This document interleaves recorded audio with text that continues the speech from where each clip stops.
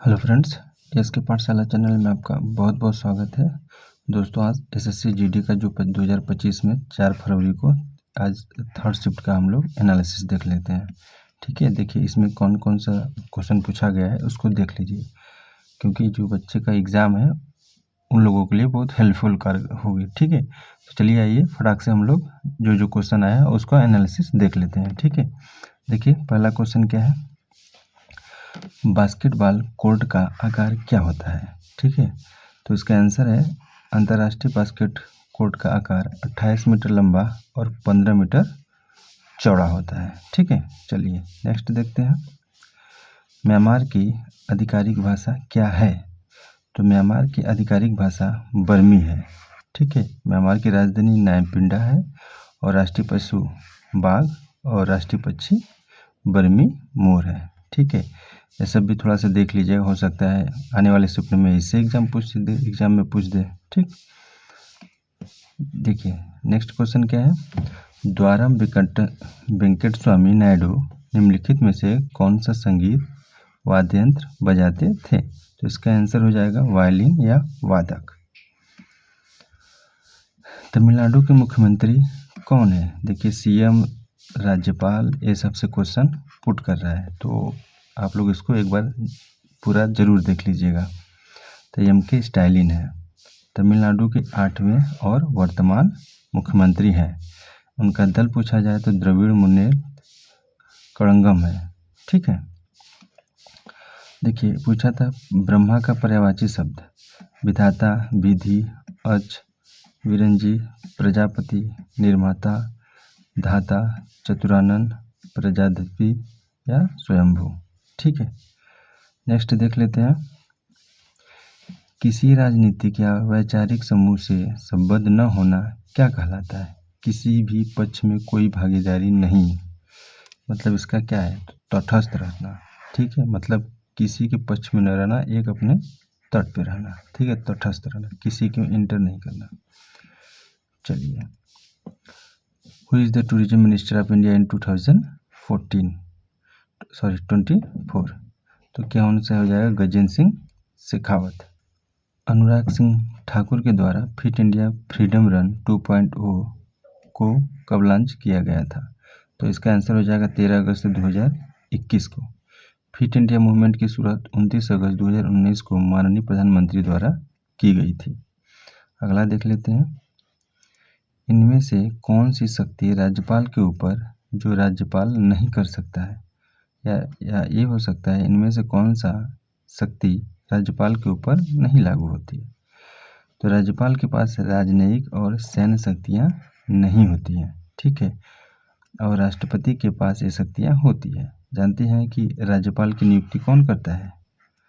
ठीक है, राष्ट्रपति ही करता है। देखिए रुद्रदामन का जूनागढ़ अभिलेख कहाँ स्थित है। तो गुजरात के जूनागढ़ के पास गिरनार पहाड़ी पर। रुद्रदामन का जूनागढ़ शिलालेख गुजरात के जूनागढ़ के पास गिरनार पहाड़ी पर स्थित है। यह शिलालेख पश्चिमी क्षत्रप राजा रुद्रदामन प्रथम ने बनवाया था।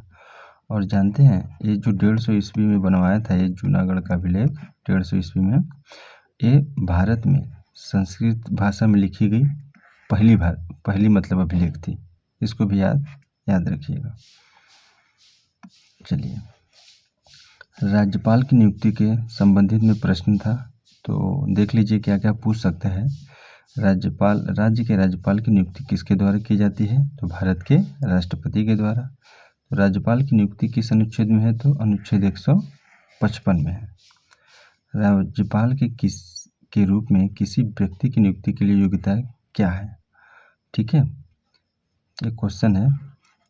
ठीक है, तो क्या होगा, कोई व्यक्ति राज्यपाल नियुक्त होने का पात्र तभी होगा जब वह भारत का नागरिक हो और उसकी एज कितनी हो गई, 35 वर्ष पूरा कर चुका हो। अगला देख लेते हैं, इंद्रधनुष क्रांति किससे संबंधित है। तो इंद्रधनुष की क्रांति कृषि उद्योग से संबंधित है। नेक्स्ट देखिए, 2011 की जनगणना के मुताबिक सर्वाधिक वृद्धि दर किस राज्य में थी। तो इसका आंसर हो जाएगा मेघालय। ठीक है, देखिए 2011 की जनगणना के मुताबिक मेघालय में 10 की जनसंख्या वृद्धि दर सबसे ज़्यादा थी। मेघालय को याद रखिएगा। मेघालय में 2001 से 2011 के बीच जनसंख्या 27.82% बढ़ी थी। वहीं नागालैंड में जनसंख्या में सबसे कम वृद्धि हुई। सबसे अगर पूछ देगा तो नागालैंड में जनसंख्या में ऋणात्मक वृद्धि हुई थी। नेक्स्ट क्वेश्चन क्या करें, 1968 में पद्मश्री पुरस्कार से सम्मानित होने वाले नर्तकियों में से कौन सी एक भारतीय अभिनेत्री में थी। 1968 में किसे पद्मश्री से सम्मानित किया गया था। ठीक है, तो वैजयंती माला। वैजयंती माला एक प्रसिद्ध अभिनेत्री या नर्तकी या गायिका है। उन्हें पद्मश्री 1968, पद्म भूषण 2011 में जैसे प्रतिष्ठित पुरस्कारों से सम्मानित किया गया है। अगला क्वेश्चन देख लेते हैं, आर वेंकट राव किससे संबंधित हैं। तो भारतीय प्रशासक और राजनेता से। मौर्य काल से संबंधित प्रश्न था, तो मौर्य काल के बारे में जो पॉइंट है उसको हम देख लेते हैं। मौर्य वंश के संस्थापक चंद्रगुप्त मौर्य। मौर्य वंश के सबसे महान शासक कौन था, तो सम्राट अशोक, जिसने कलिंग को जीता था। मौर्य वंश के दूसरे शासक कौन थे, तो बिंदुसार। ठीक है, और मौर्य वंश का अंतिम शासक कौन था, तो बृहद्रथ था। मौर्य साम्राज्य की स्थापना कब हुई थी, तो 322 ईसा पूर्व में हुई थी। ठीक है, इसी के राज दरबार में रहता था चाणक्य की सहायता से। ठीक है, धनानंद को मार के नंद वंश का अंतिम शासक धनानंद था। धनानंद को यही चाणक्य की सहायता से चंद्रगुप्त क्या करता है, मारता है और अपने राज्य को स्थापना करता है।